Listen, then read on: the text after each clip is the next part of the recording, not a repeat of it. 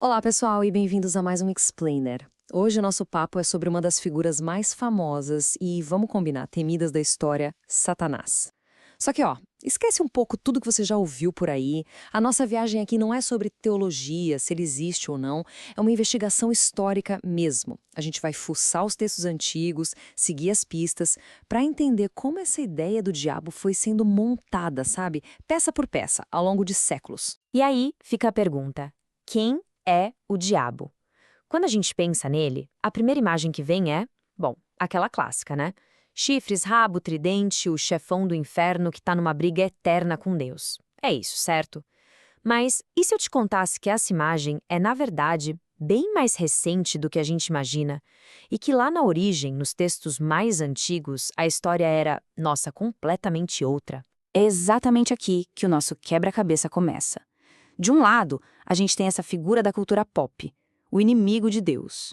Do outro, o que as fontes antigas de fato dizem. E olha que doido.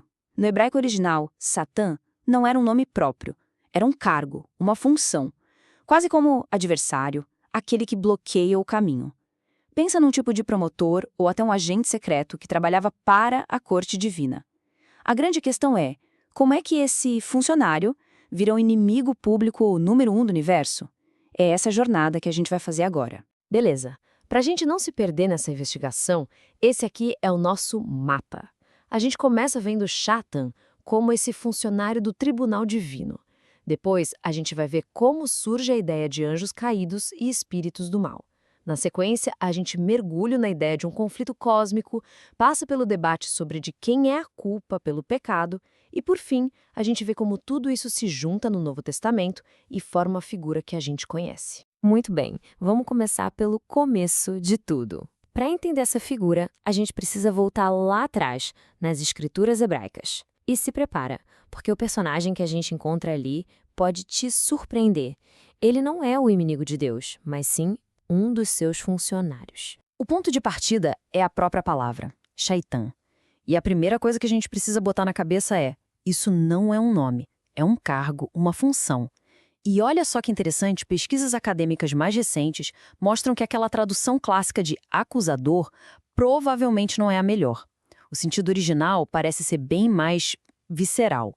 Algo como atacante, agressor ou executor. Alguém que é enviado para obstruir fisicamente, para atacar, talvez até para executar uma sentença de morte. Guarda bem essa ideia de executor, porque ela é fundamental para entender o resto. Olha só essa passagem do livro de Samuel, que é um dos textos mais antigos da Bíblia. É fascinante. O texto diz com todas as letras: a ira de Deus se acendeu e ele, o próprio Deus, incitou o rei Davi a fazer uma coisa errada, que era contar ao povo. Presta atenção nisso. Nos textos mais antigos, a fonte de uma ação negativa, de uma calamidade, podia ser o próprio Deus, não tinha um cara do mal para culpar. Agora, vamos pular alguns séculos para frente. A mesmíssima história é contada de novo no livro de Crônicas. Só que olha a mudança, é sutil, mas é gigantesca. Agora não é mais a ira de Deus que incita Davi. O texto diz que um Satã se levantou contra Israel. Percebe? A responsabilidade foi terceirizada. É como se a teologia estivesse evoluindo, criando um agente intermediário para cuidar dessas ações divinas que eram, digamos, mais problemáticas. E por que essa mudança aconteceu? Bom, isso tem a ver com a visão de mundo daquela época que os estudiosos chamam de monismo. Basicamente, a ideia era que Deus era a fonte de absolutamente tudo. Como diz lá no profeta Isaías, ele forma a luz e cria as trevas, ele faz o bem-estar e cria a calamidade. Não existia a ideia de uma força do mal separada, sabe?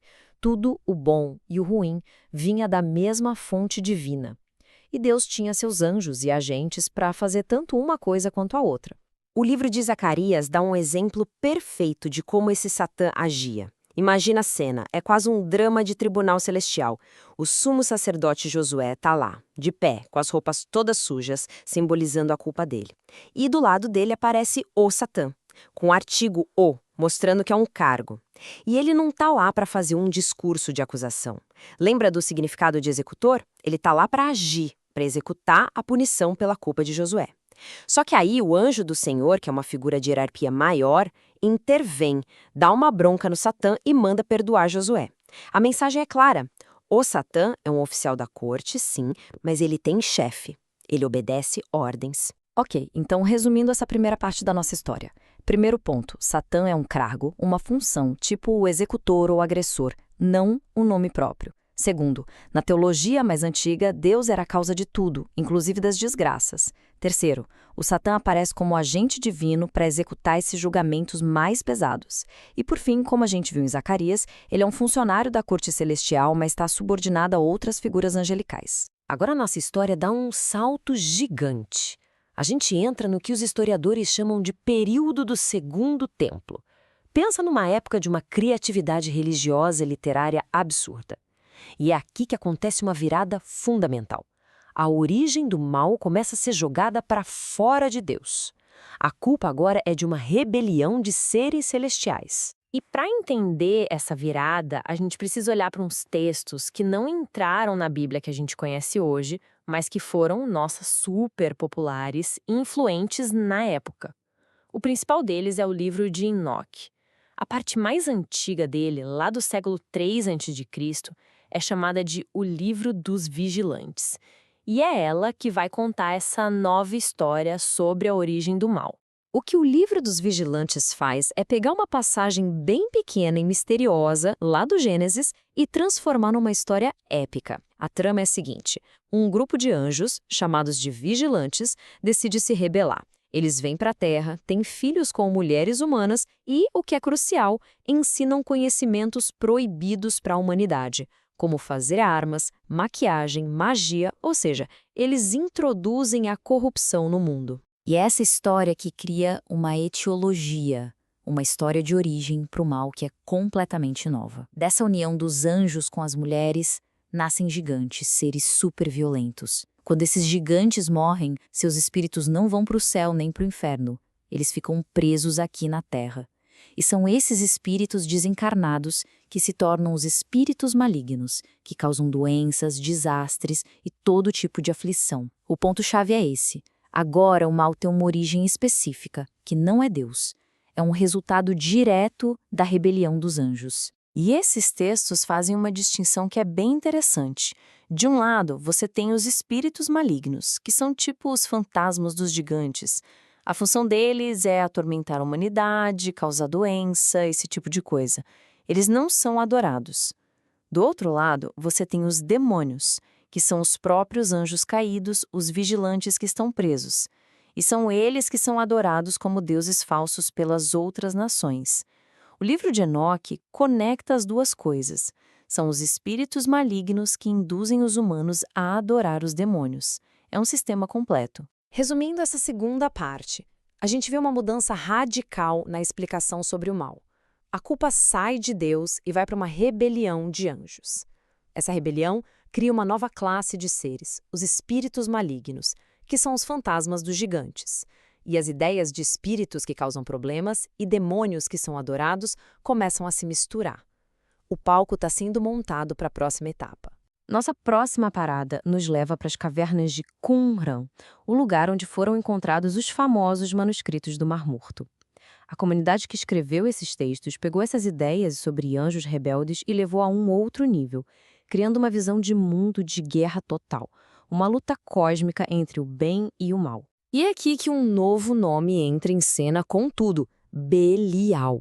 Na Bíblia hebraica mais antiga, Belial era só uma palavra comum para inutilidade ou maldade. Mas nos textos de Qumran, não.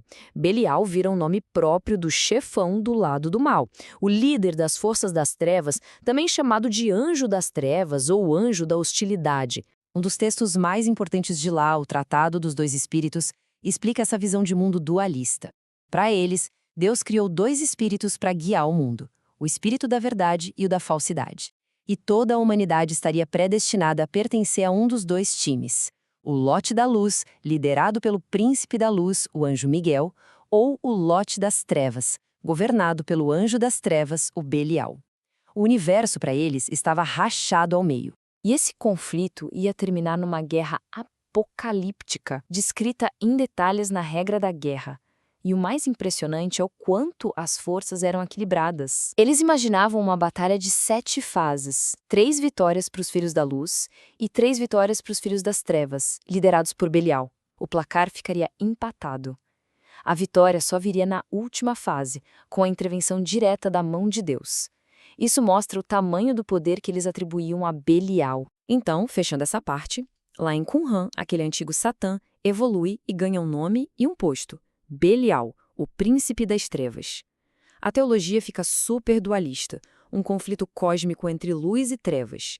E Belial não é mais só um funcionário, ele é o general de um exército, o governante de metade da humanidade. A coisa ficou séria. Mas calma aí, não vai pensando que todo mundo comprou essa ideia de que a culpa de tudo era de anjos caídos e de um príncipe das trevas. Enquanto essa mitologia toda crescia, rolava um debate teológico intenso em paralelo.